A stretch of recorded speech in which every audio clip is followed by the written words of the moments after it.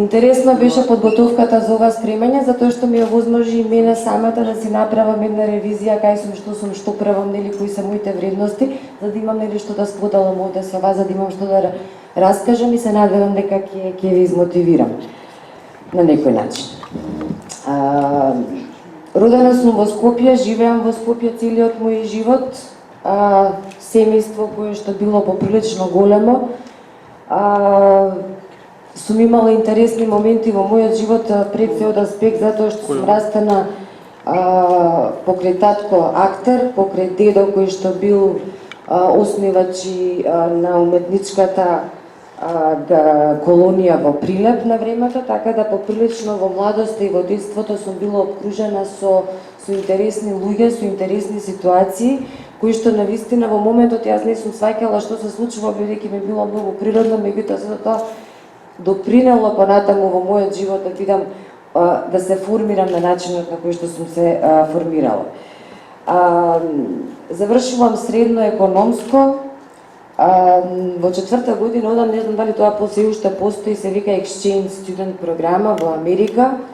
Тајновито си посакував да одам во Калифорнија, меѓутоа решив дека нема да си ја предизвикувам среќата и дека ќе оставам да видам каде јас ќе бидам одбрана, и замислете си бев одбрана во Калифорнија. Едно прекрасно искуство каде што во таа година дена кога таму живеав имав и одредени, ајде да ги наречам, проблеми, меѓутоа предизвици, и она што од оваа перспектива можам да го кажам дека успеав сама да се изборам со сето тоа, да не се јавам по дома да се пожалам и да кукам, затоа што нели моите од тука нема да можат никако мене да ми помогнат, само ќе ги насакирам дополнително, се изборив, и тоа беше на своји 18 години еден интересен момент кога така се осетив сама, бидејќи растена сум од мајка која што е поприлично доминантна, која што сака да контролира све, да е подред, и која што секогаш била многу захтевна, и одеднаш јас сум сама, таму донесувам сама одлуки за себе, тоа можела тоа да го правам. Дали природно или не, многу сакав да бидам глумица, имав и некакви кажувања дека би имала, да речеме, талент и способност тоа да го правам, меѓутоа во тоа време, во моите средношколски денови, искочи една емисија ТВ шоу, сигурно не ја знаете, се викаше Бумбари, нешто градски урбани ликови, свиреа гитари, нешто рок бенд и така дале. Леле луѓе колку беше учено. И тука се скрши мојот филм и заклучив дека нема поента да студирам на драма, иако беше моја голема љубов, растена сепак во тој амбиент. И одлучив да одам на економски факултет, на финансиско-сметководен менеджмент, значи сосема спротивно на било што е креативно, глума и така натаму. Само затоа што мојот просек беше секогаш на граница, да кажам дека сум многу добра, односно 3,5, 3,6, така се рачунаше тоа, че секогаш фаќав онака задња шанса за да искочи дека сум многу добра, секогаш се провлекував во некоја златна средина, затоа што некако сакав од една страна им да ги завршувам одговорно работите за да бидам општествено прифатлива, да кажам, и да тоа се тече што од аспект на родителите, да не ме казнуваат, да не ме караат по дома и така натаму. Меѓутоа, од друга страна, сум си хедониста по природа. Веројатно тоа е микс помеѓу мајка ми и татко ми доаѓа, од кај мајка ми од одговорноста, нели, да бидам све како што треба, хедонистичкиот дел си го влечам овој од татко ми, така да секогаш се провлекував во некоја 3,6 граница.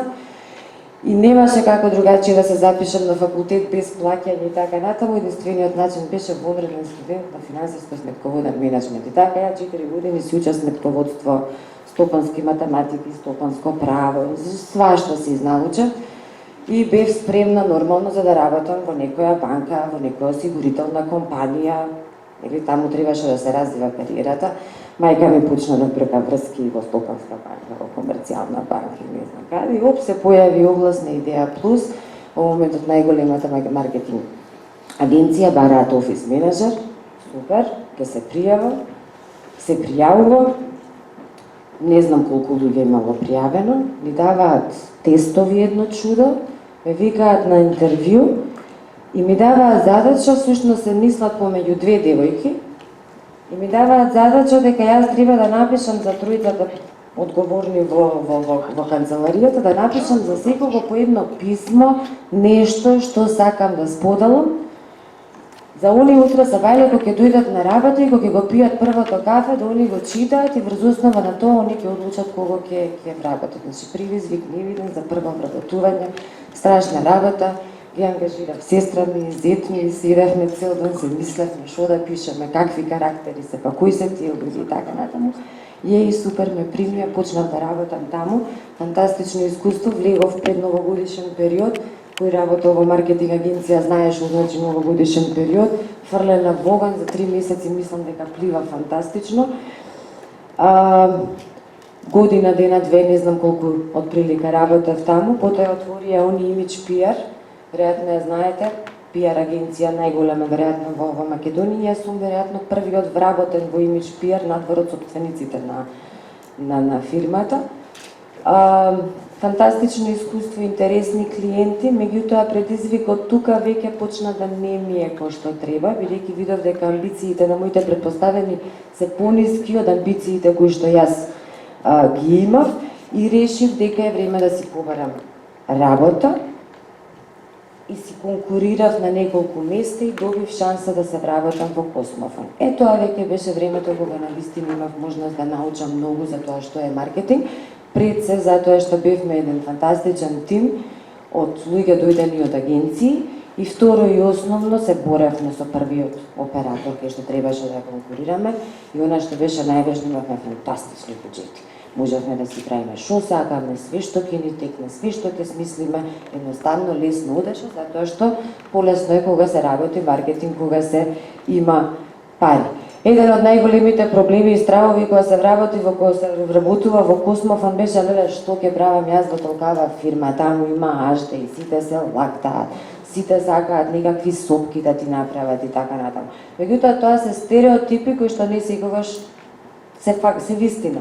Искочи дека тоа беше еден фантастичен тим, кој што не само што се работевме фантастично, него многу се помагавме, се покривавме, се надополнувавме. До ден денеска ние сме пријатели и сме блиски.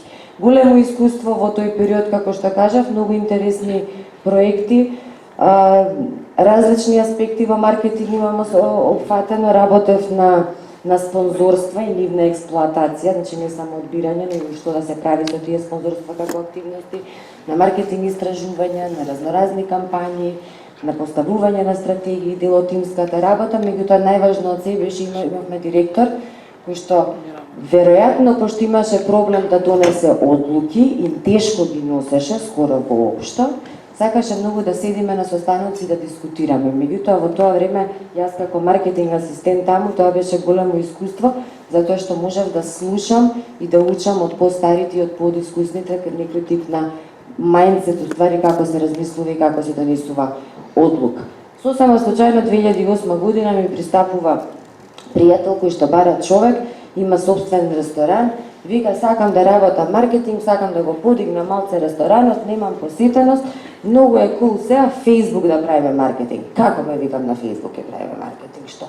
Има тоа, вика, вирални моменти се шири па од еден на друг на трет и влегав јас во причата и отворивме страната и едно, две и пол години навистина ја работев, креирав содржина, одговарав на прашања, едно од работите, уствари тогаш не постоеше посебен бизнес пејдж, него све беа лични профили и всушност едно од работите ми беше Add Friends да правам за да добивам нови всушност следбеници кои што ги правевме. Меѓутоа тука мене ми се отворија уствари виугите, почнав да истражувам, почнав да читам малце повеќе и сватив каде е уствари трендот и каде ќе се движат работите и таа некако идеја почна да созрева кај мене.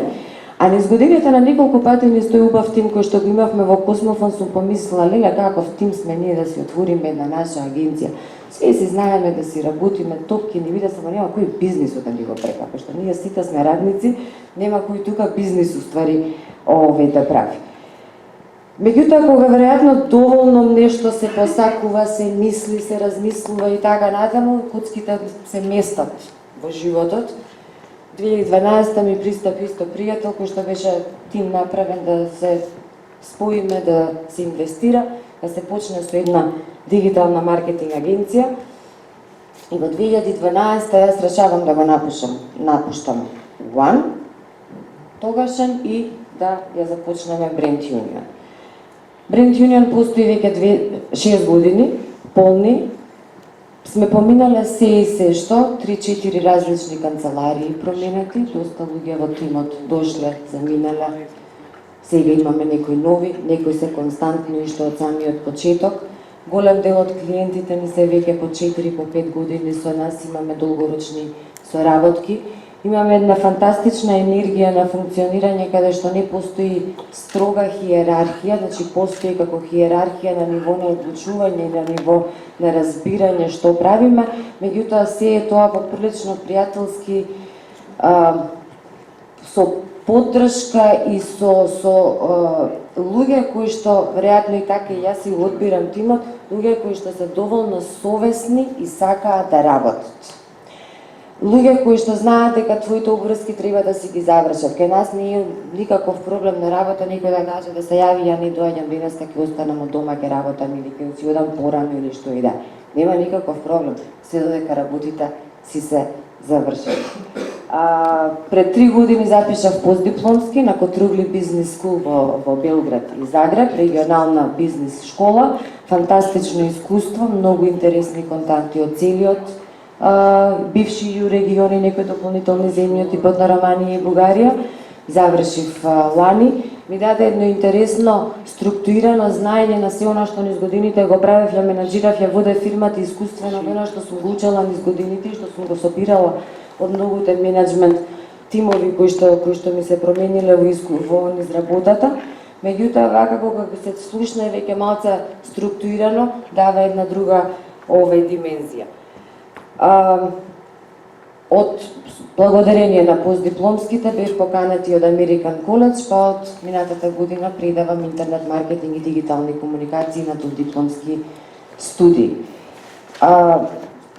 Ако треба да си го вратам вака целиот свој живот наназад и да си помислам, за ништо премногу не сум се борела, за ништо премногу не сум се заангажирала, меѓутоа сум си ги посакувала и сум си чекала работите да ми дојдат и да ми се наместат. Од сето тоа што сум го научила, сум бидувајќи се да го склопам, извлеков неколку, да речеме, правила кои што би сакала да ги споделам со вас. Да знаете дека единствената работа која што е сигурна и која што е константна за до крајот на вашиот живот, тоа е дека постојано ќе ви се менуваат работите. Не паничете од тоа што се менуваат, тоа е најнормална работа, прифатете ги, едноставно тоа е дел од нормалниот живот. Направиле истражување, ги прашале луѓето колку промени сте имале пред 10 години, колку промени очекувате дека ќе имате во следните години. Дискрепанцата била ваква. Сите мислат дека сите промени им се случиле во претходните 10 години, дека никакви промени, односно минимални промени ќе имаат во следните 10 години. Баш напротив, постојано се менува и морате тоа да го прифатите и да си живеете и да си ги решавате работите во од. Слушајте ги сите околу вас, особено оние кои што ви се релевантни, кои што ви се важни, кои што ве познаваат, особено оние кои што ве познаваат. Абсорбирајте, слушнете што имаат да ви кажат, преджвакајте го во самите себе и не по дефолт значи дека треба да го слушате. Јас во моето семејство сум била најмалата, секогаш сум била таа нешто што без врска се провлекува, што врска нема, што не знае ништо ни да пишува, нешто ни у школа не е многу добра, меѓутоа тоа не ми влијаело да си верувам у собствените квалитети кои што реално низ годините ми излегоа. На 17, на 18 или на 24 години е многу тешко да очекувате дека самите себе ќе се познавате до крајот.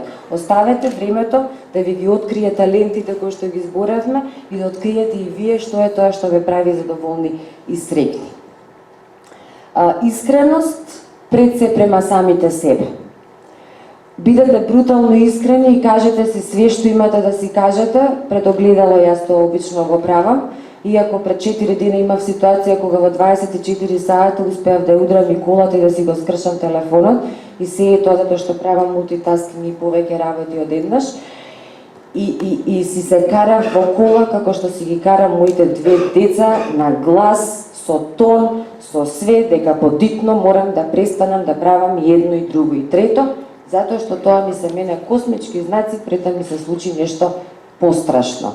Бидете си брутално искрени и немојте никогаш да ги игнорирате сигналите кои што ги добивате, а со тоа што ќе бидете искрени према самите себе, ќе бидете искрени и према другите. Само на тој начин ќе градите релации кои што ќе значат lifetime. Од големо значење ми е кога ќе си сретнам пријатели од пред 20, пред 30 години и се познаваме и вие ги градите тие пријателства само со искреност и со честен однос можете да ги одржите до крајот.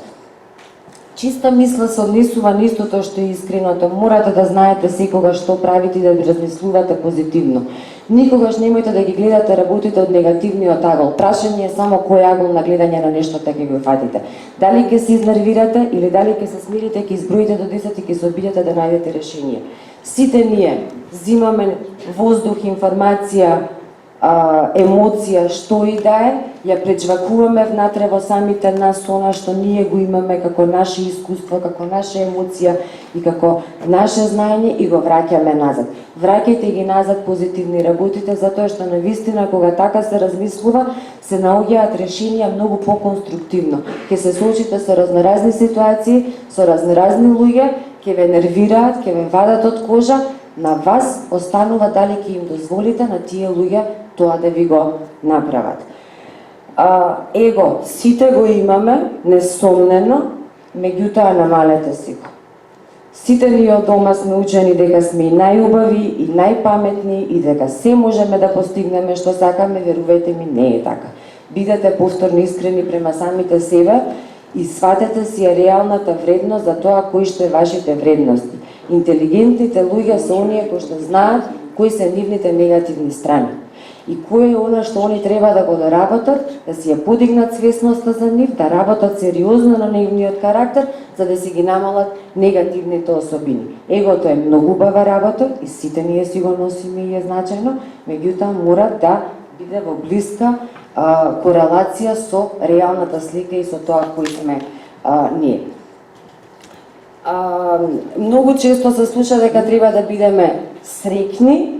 Јас мислам дека среќата е многу релативна работа или зависи од многу околности со кои што ние не можеме да влијаеме. И јас затоа секогаш велам дека ми е најважно да бидам задоволна и реализирана на различни полиња од мојот живот. Среќата ќе ви влијае и од еден, и од друг, и од трет, и на крајот на криштото и треба да бидеме некогаш и среќни и тажни, затоа што тие се емоции кои што нас не градат.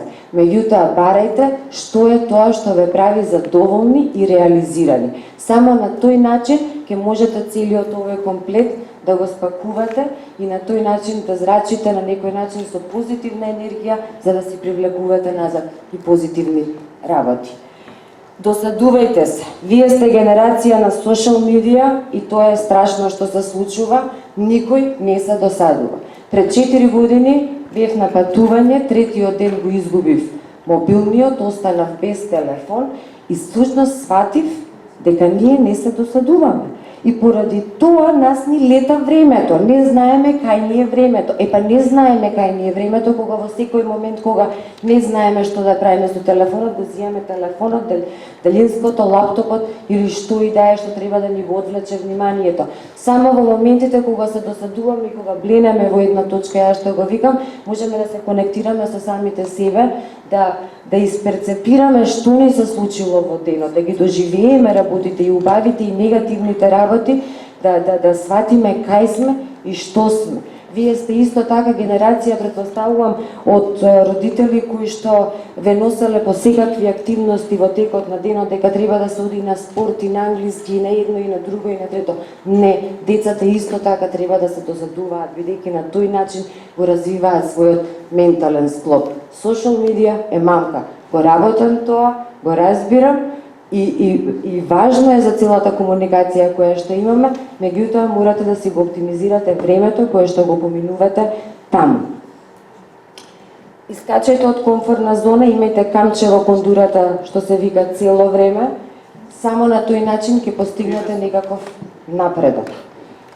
Звучи као клише, се согласувам, комфортна зона е нешто што сигурно не ви е непознато, меѓутоа навистина е многу важно. А многу е тешко затоа што ние сите кога имаме некакви дедлайни, знаеме да се прибереме и у задни момент ако треба и нема да спиеме цела ноќ и ќе изработиш тоа што треба да го изработиш. Меѓутоа за покрупни работи во животот кога треба само од себе да отстапиш и да направиш 1, 2 или 3 чекори понапред за да ти самиот се развиеш и за тоа нема дедлайн, тоа е малце тешко да се потикнеме и да го направиме.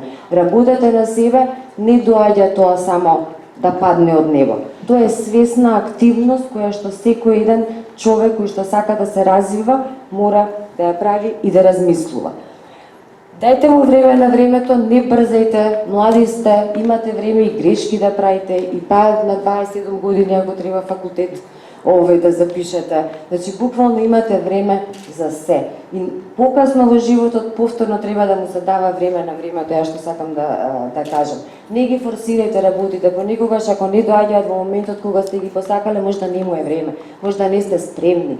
Дури кога ќе дојдат лоши работи, кога ќе се случат, сватете ги како дел од животот и едноставно не знаете што тоа понатаму во животот можеби ќе ве насочи и ќе ви донесе нешто добро.